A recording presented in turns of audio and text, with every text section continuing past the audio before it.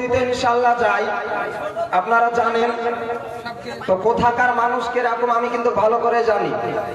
তো এই জায়গাতে যে আজকে মানুষ নাই তার কারণ কি একটাই জানেন? হ্যাঁ, আচ্ছা বলেন, মুসলমানের ভিতরে যদি 3 দিন যদি কথা বন্ধ হয়ে যায়, ভালো করে শুনবেন, আর মা বোনেরা আপনারা পালিয়ে যেন না, আপনাদের নাইটি পরা জায়েজ আছে কি নাই এটা আপনার হাদিস আপনাদেরকে শুনিয়ে দিব। আর স্বামীর পকেট থেকে টাকা চুরি করা জায়েজ আছে কি নাই এটা আপনার বলে দেব, আপনারা পালিয়ে যেন না। আর তারপরে তো আপনার অনেক হাদিস আছে, ঠোঁট পালিশ আছে, নখ পালিশ আছে, আলতা আছে, মেহেন্দি আছে, সবকিছুর হাদিস কিন্তু লাস্টে বেলাতে আপনাদেরকে বলে দেব ইনশাআল্লাহ। যদি আপনারা থাকেন তো ইনশাআল্লাহ শুনতে পাবেন। তো এই জায়গাতে মানুষ হবে না কিসের জন্য জানেন?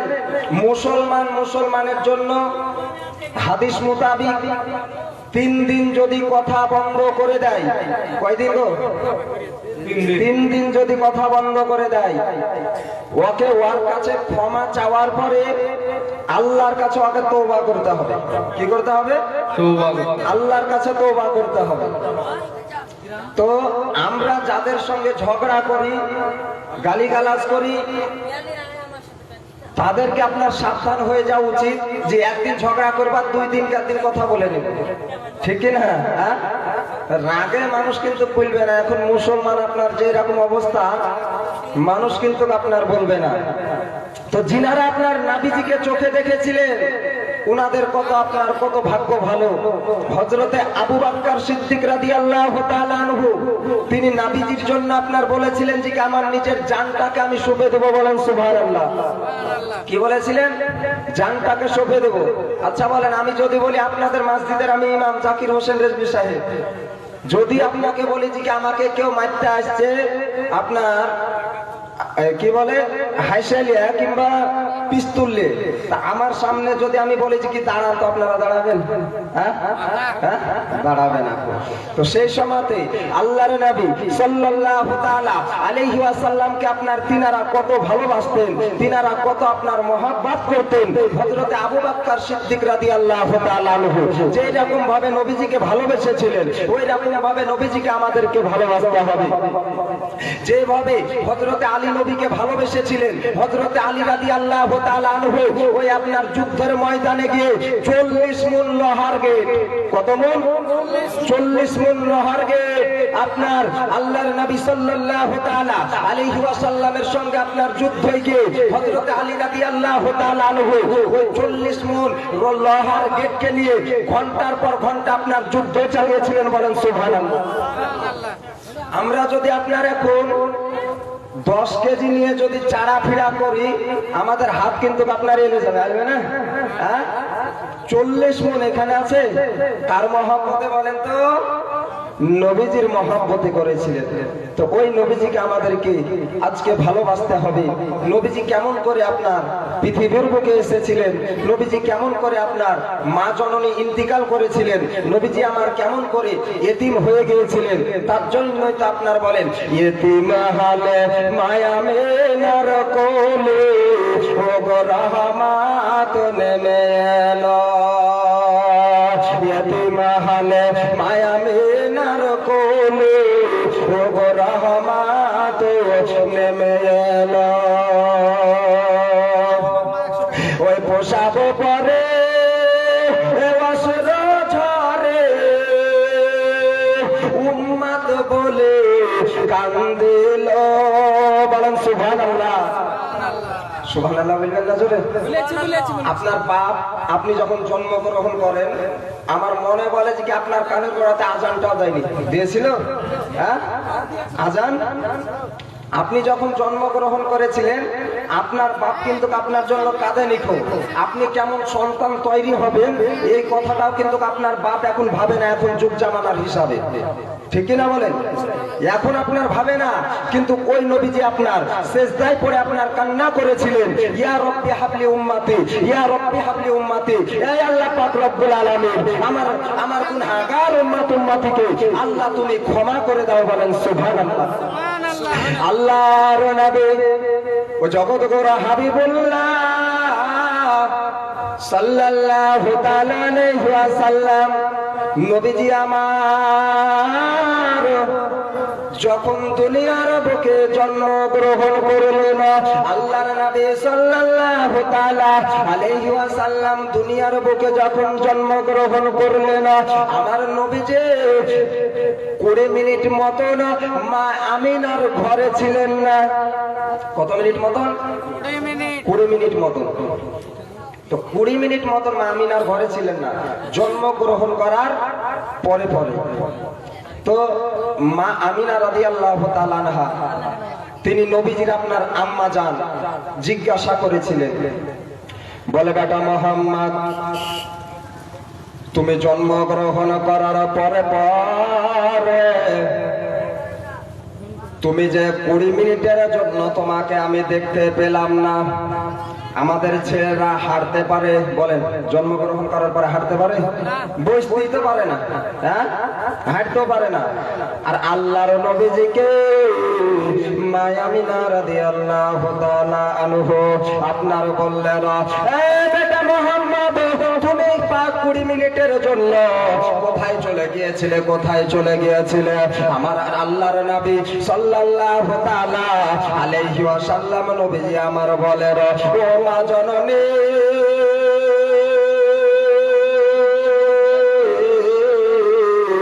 ও মা জননী গো, আমাকে আল্লাহ পাক রব্বুল আলামিন নিয়ে চলে গিয়েছিলেন। আমি যখন 3 দিনের ছেলে আমাকে আমার আল্লাহ পাক রব্বুল আলামিন হযরতে জিবরিলকে ডাকার পরে আমাকে উপরে নিয়ে চলে গিয়েছিলেন। আমাকে আমার আল্লাহ পাক মদিনার রাস্তা সেই দিন দেখিয়েছিলেন। আমার আল্লাহ পাক সেই দিন মক্কার রাস্তা দেখিয়েছিলেন। আমার আল্লাহ পাক রব্বুল আলামিন সেই দিন 5 আসমান দেখিয়েছিলেন। আমার আল্লাহ পাক রব্বুল আলামিন সেই দিন 7তম আকাশ দেখিয়েছিলেন। ও মা জননী গো, আমাকে আল্লাহ এমনি নিয়ে যায় না, এমনি নিয়ে যায় নাই।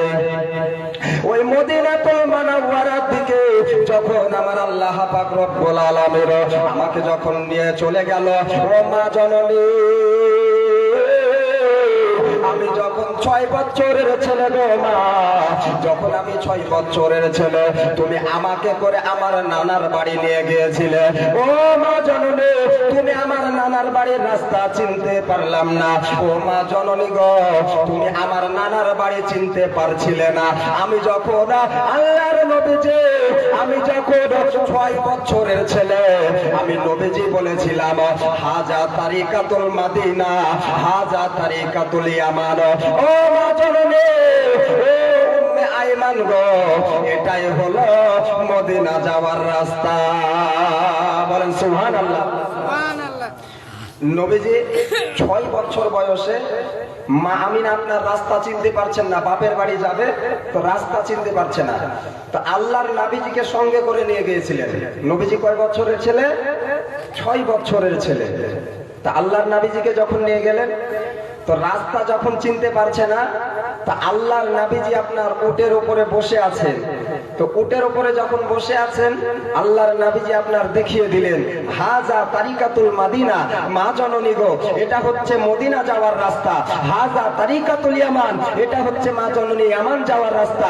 তুমি কোন দিকে যাবা বলো? তো মা আমিনা রাদিয়াল্লাহু তাআলা আনহা সেই দিন আপনার এই প্রশ্নটা করেছিলেন, বেটা মুহাম্মদ তুমি 6 বছরের ছেলে তুমি কেমন করে এই মদিনা যাওয়ার রাস্তা চিনলেন? বলেন সুবহানাল্লাহ। আমাদের ছেলেরা পারবে? হ্যাঁ, এখন আপনার 3 বছর 4 বছর হয়ে গেলে ছেলে কিন্তু আপনার অনেক পাকা, হ্যাঁ, আর বাপের পকেট আপনার করছে ফাঁকা, ঠিক কি না? ছেলে অনেক পাকা আর বাপের পকেট করছে কি ফাঁকা। তো এই তো আমাদের অবস্থা ব্রাদার বাপজিরা আমার ভাইরা।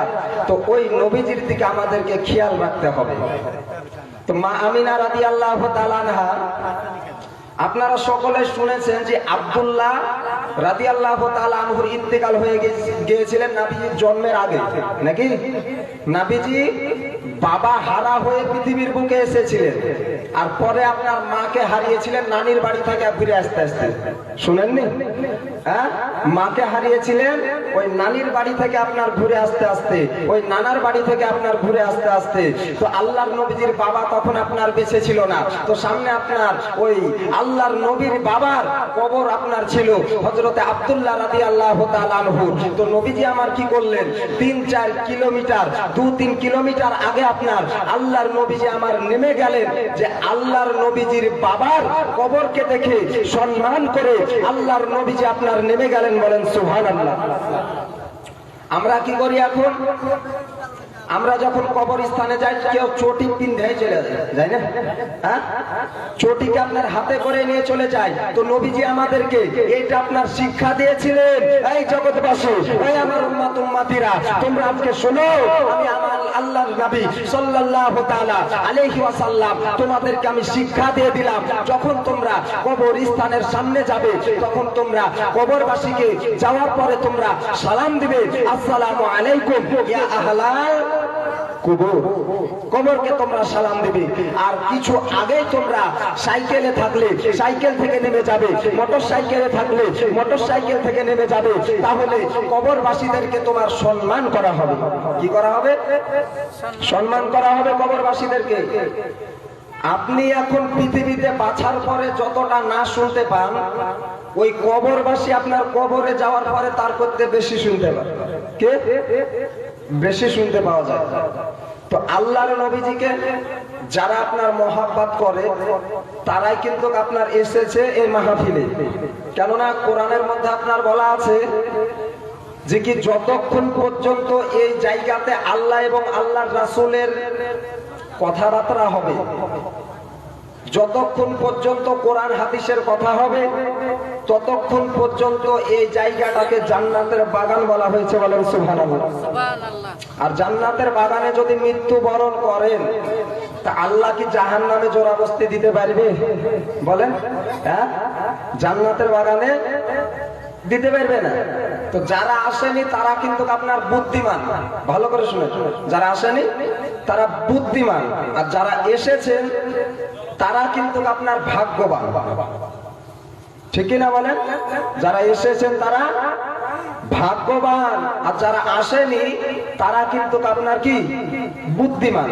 ওদের নেকির দরকার নাই, আপনার নেকির দরকার আছে। আপনার ভাগ্য ভালো, আপনি এসেছেন। ব্রাদারানে মিল্লাত ইসলামিয়া, তো আজকে যতক্ষণ পর্যন্ত এই জায়গাতে বসে থাকবেন, আল্লাহর নবীজি বলেছেন, কেউ যদি সুবহানাল্লাহ বলতে বলতে যদি মারা যায়, কিংবা তার ভিতরে যদি হার্টের যদি অসুখ থাকে, আর ওই ব্যক্তি যদি দিল খুলে মন থেকে যদি সুবহানাল্লাহ বলে দেয়, তো ওর হার্টের অসুখও ভালো হয়ে যাবে। বলেন সুবহানাল্লাহ। সুবহানাল্লাহ বলেন জোরে। এত লোক আছেন সুবহানাল্লাহ বলা হচ্ছে না। ব্রাদারানে মিল্লাত ইসলামিয়া, না গজল শোনার আপনাদের ইচ্ছা হচ্ছে? বাপজিরা, আমার ভাইরা, গজল আপনার হবে, বক্তব্য আপনার হবে, কালেকশনও হবে। হ্যাঁ, কালেকশনও হবে নাকি?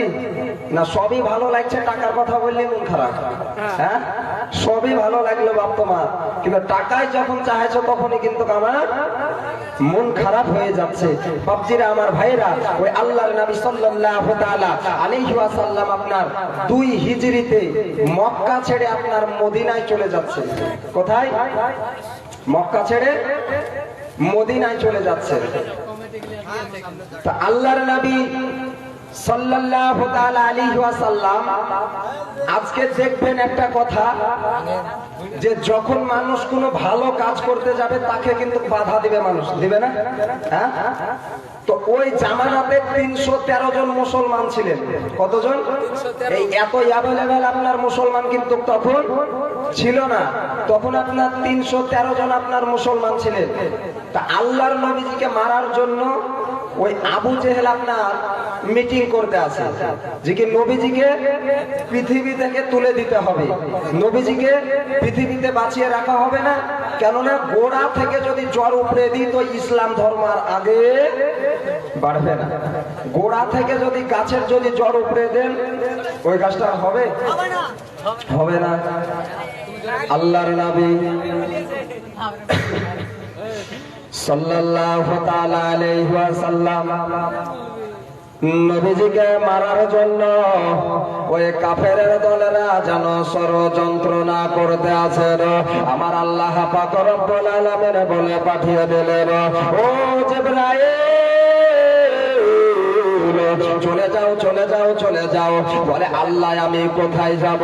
বলে জিবরাইল আমার নবীজির কাছে চলে যাও, আর আমার নবীজিকে গিয়ে তুমি বলে দাও, আমার নবীজিকে তুমি গিয়ে বলে দাও সূরা ইয়াসিনের একটা আয়াত তেলাওয়াত করবে, আর কাফেরদের চোখে চালিয়ে দিবে, কাফেরেরা আর দেখতে পাবে না।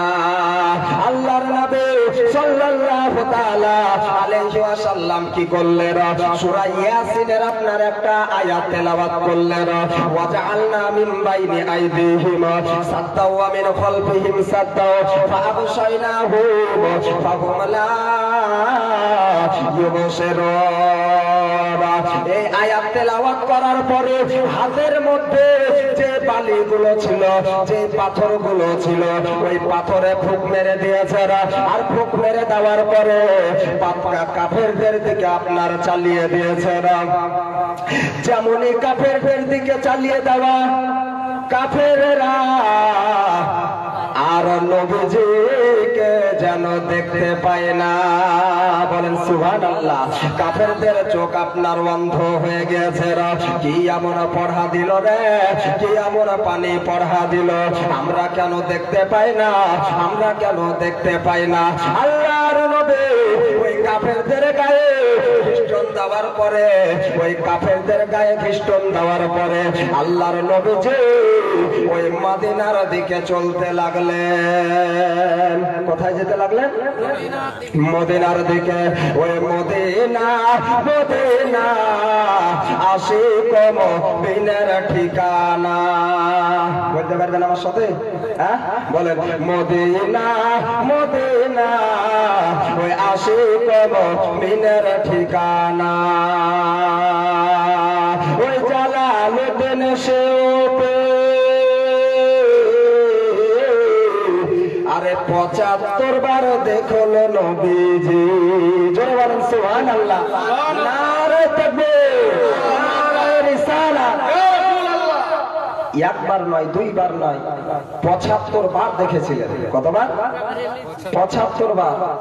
আর আমাদের তো আপনার এমন কি একবার দেখারই সুযোগ হয় না, হয়?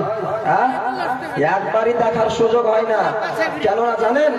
আমাদের দিলের ভিতর পরিষ্কার লাগে, দিলের ভিতর পরিষ্কার নয়।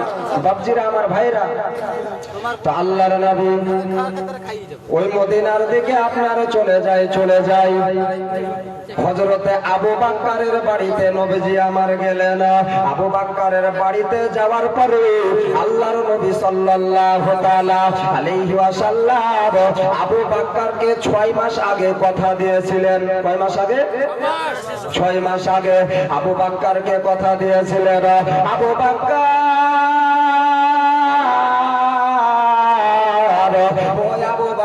শোনো শোনো, আমি যখন মক্কা ছেড়ে মদিনায় হিজরত করে চলে যাব, ওই আবু বকর আমি সঙ্গে কাউরে নিয়ে যাব না, আমি সঙ্গে করে কাউরে নিয়ে যাব না। আবু বকর গো, আমি সঙ্গে করে শুধু আবু বকর তোমাকে নিয়ে যাব। কাকে নিয়ে যাবে?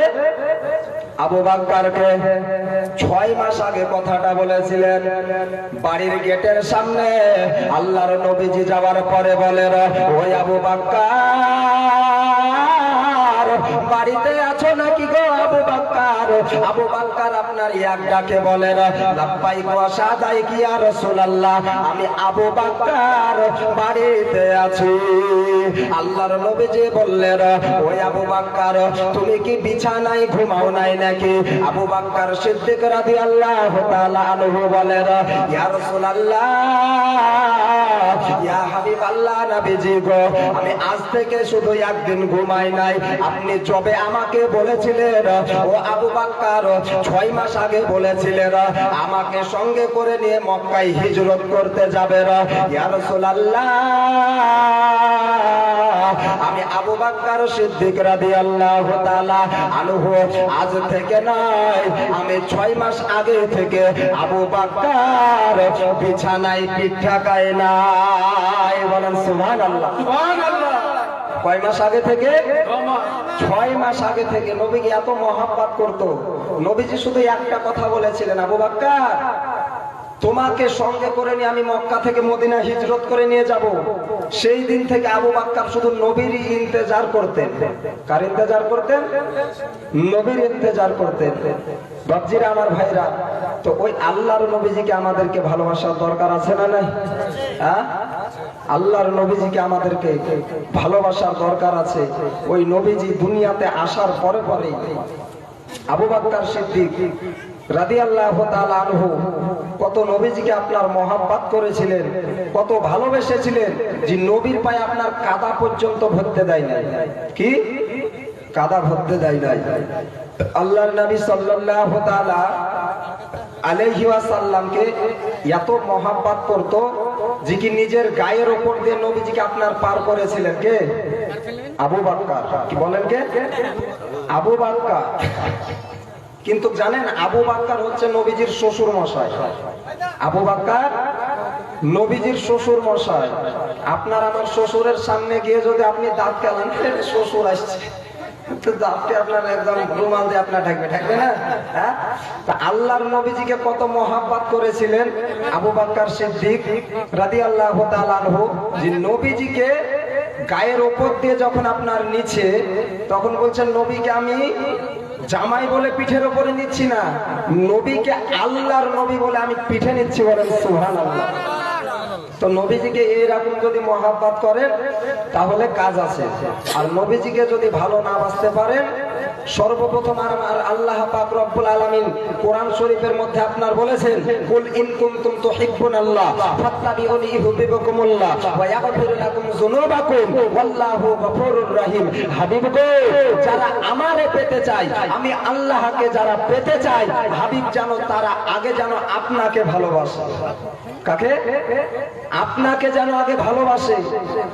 তো বাপজিরা, আমার ভাইরা, আপনাদের অবস্থা যেরকম তেরকমই ব্যবস্থা করতে হবে। লোক যেরকম আপনার কম, আমি যদি আপনাদেরকে বলি তো হয়তো আমি অপমান মনে হয়ে যাব। হবো না? অপমান হবো না? অপমান যদি না হই তাহলে একটা কথা বলি, সেক্রেটারি কমিটি ভলেন্টিয়ার যারা আছো তারা সামনে বসো, রেডি হও, তৈরি হও। আমরা যদি ফকির হই, ভদ্র ফকির।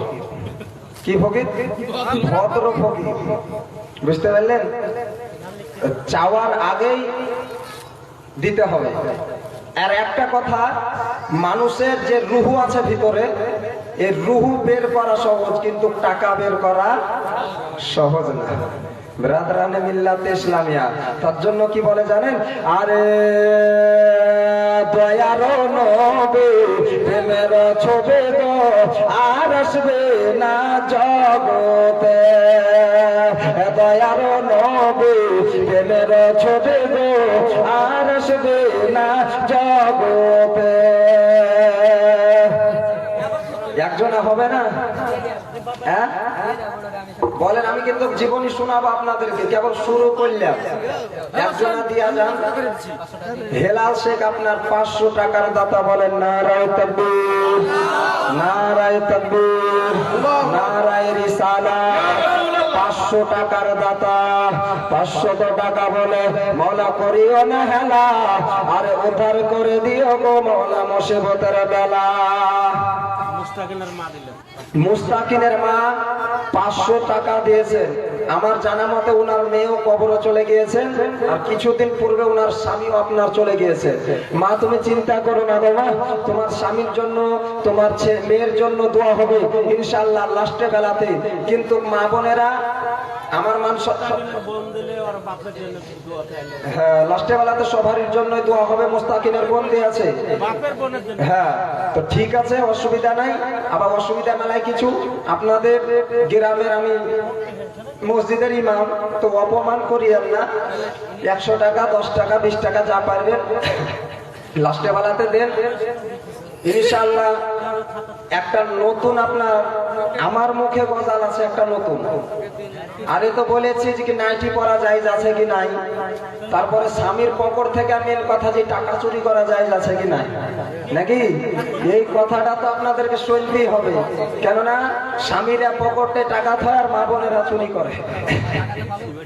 বাপজিরা, আমার ভাইরা, তো আসুন কমিটির ছেলেরা তোমাদেরকেও বলি যে কি যে যা পারবে একটু তোমরা সহযোগিতা করো, যে যা পারবে তোমরা একটু সহযোগিতা করো। আর আমাদের এই আমরুল ভাই একখান সিমেন্ট, মুস্তাকিম সে 1 বস্তা সিমেন্টের দাতা, আর আমরুল